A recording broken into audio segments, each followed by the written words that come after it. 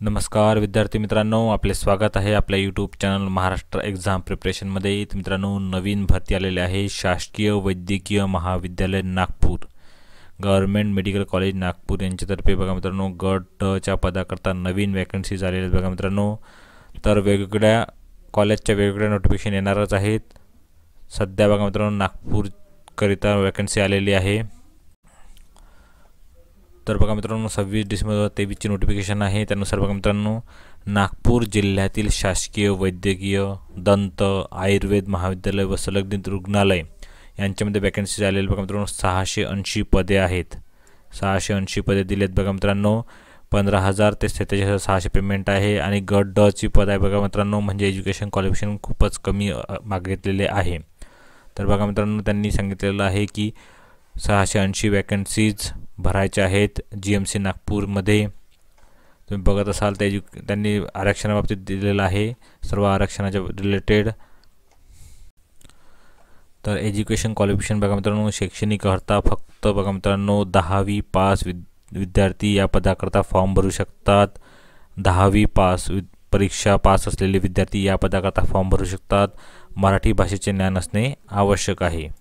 Education qualification मागितलेलं आहे आणि वयोमर्यादा बघा मित्रांनो मिनिमम 18 पाहिजे आणि मॅक्झिमम 38 वर्षापेक्षा जास्त नसावे।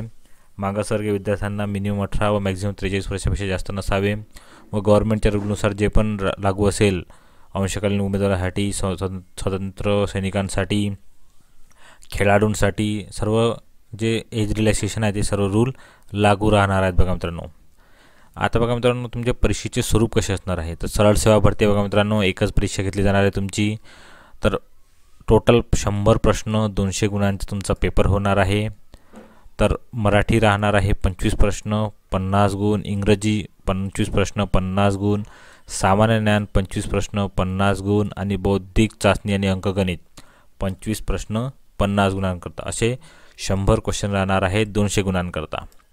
परीक्षा कालावधी बघा मित्रांनो 2 तास म्हणजेच 120 मिनिटे तुमचे पेपर होणार आहे। IBPS तर्फे तुमचा पेपर घेतला जाणार आहे। तुम्हाला फॉर्म भरण्याकरता कोणते डॉक्युमेंट लागतील याचा पण त्यांनी दिलेला आहे बघा मित्रांनो। तुम्हाला शैक्षणिक अर्हता, वयाचा पुरावा, शैक्षणिक अर्हता इत्यादीचा पुरावा, त्यानंतर सामाजिकदृष्ट्या मागासवर्गीय असल्याबाबतचा पुरावा, जर आर्थिकदृष्ट्या दुर्बल गट असेल त्याचा पुरावा, हे सर्व तुम्हाला डॉक्युमेंट द्यावे लागणार आहे। तर बघा मित्रांनो फॉर्म भरण्याकरता फी बघा मित्रांनो, तर खुल्या प्रवर्गाकरता 1000 रुपये फी आणि राखीव मागासवर्गीय प्रवर्ग आणि आर्थिकदृष्ट्या दुर्बल घटक यांना 900 रुपये फी भरावी लागणार आहे। माजी सैनिकांना कोणत्याच परीक्षा शुल्क आकारले जाणार नाही। तर फॉर्म भरा मित्रांनो। फॉर्म हा 30 डिसेंबर 2023 पासून चालू होणार आहे भरण्याकरता आणि 20 जानेवारी 2024 रात्री 11:59 विद्यार्थ्यांपर्यंत फॉर्म भरू शकतात विद्यार्थी। परीक्षेचा दिनांक व काल त्यांनी सध्या पब्लिश केला नाही आहे, तो त्यांच्या वेबसाईटवर नंतर पब्लिश करण्यात येणार आहे। तर सध्या ऑनलाईन ॲप्लिकेशनचे अर्ज चालू झालेले नाही आहे। जेव्हा ॲप्लिकेशनचे अर्ज चालू होईल तेव्हा आपण अपडेट देऊ बघा मित्रांनो। 30 डिसेंबर 2023 पासून फॉर्म चालू होणार आहेत।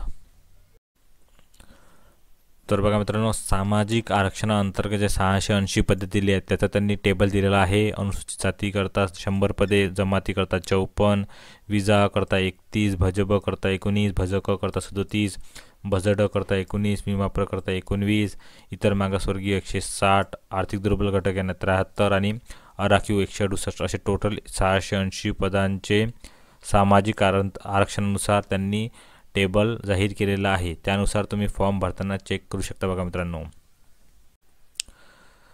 तर बघा मित्रांनो अशी ही जाहिरात होती। 680 पदे आहेत आणि एज्युकेशन क्वालिफिकेशन फक्त त्यांनी 10वी मागितलेले आहे आणि 30 डिसेंबर पासून फॉर्म चालू होणार आहेत बघा मित्रांनो।